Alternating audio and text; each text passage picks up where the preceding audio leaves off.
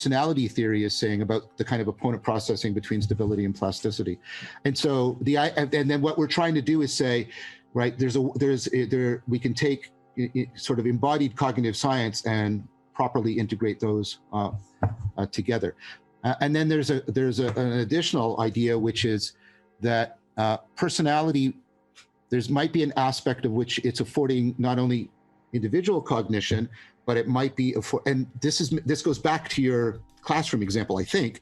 It might be also a way of affording distributed cognition, improving relevance realization, because you can see the various traits as moving subpopulations to emphasize stability, others to open things up. And so personality is simultaneously helping to glue cognition together within the individual, but also glue distributed cognition together, which goes back to your point about the role of personality, right? That would explain to some degree the existence of the niches because imagine that there's niches, obviously, that these personalities fill, because otherwise they wouldn't be useful. And exactly. The niches are valuable. Your claim in some sense is that the niches are valuable because they both expand and stabilize the map. The analogy to biological selection is intended in the work. So you're picking up on it very. Yeah, it has to be if you're thinking. Well, it has to be if you're thinking it's going to go anywhere, right? I think so too. Yeah. Well, this is why I was interested in your reaction to the idea that, we're selecting on the basis of logos, because that's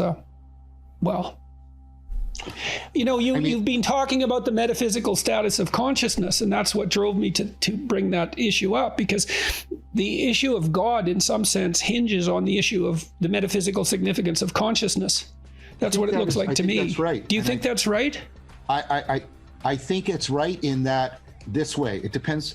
I mean, I don't want to do the simple party trick of it depends what you mean by God. But what I'm saying is, very funny. I think there. I don't. Or think, real. It depends on what you mean by real. But when you ask questions like that, is God real? It depends on just as much on what you think is real as what you're asking about God. Exactly. So, and here's what I will say as a claim. I do not think we are going to solve, and I mean that in cognitive scientific terms, the problem of consciousness without addressing fundamental ontology. I've been arguing for that in my course. Because that's where the consciousness field studies has got it wrong. Consciousness isn't the fundamental mystery. Reality is the fundamental mystery. And the secondary mystery is the relationship between consciousness and reality. Because is it a primary relationship? That's the fundamental ontological question.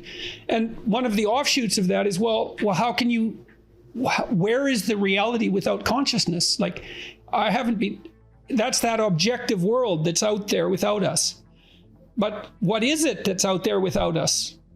Forget us, consciousness. Well, and that's and what people need to hear is that this is an odd sentence but one of the most exciting areas. It's going to be one of many, John. So rack them up, man. One of the exciting areas within metaphysics right now is the rise of what's called speculative realism. Yeah, right. And what's called object-oriented ontology, it's like object-oriented programming as a metaphor. I won't go into it, but the primary thing that they're on about is they say, look, if you are going to be a realist, again, I'm compressing a lot into very little, but if you're going to be a realist, you have to admit into your metaphysics relationships between things that do not depend for their existence on us being aware of those relationships. So yes, things have to be able to influence and disclose each other in a way that is dark to us. And then it's like dark matter on the metaphysical plane. Yeah, exactly. Yeah, and what does that mean? Well, it's interesting. It means to some degree that you can pick up the orbit of the Earth using Foucault's pendulum. Yeah, it means that. You know what I mean? It means that because somehow the all is embedded in the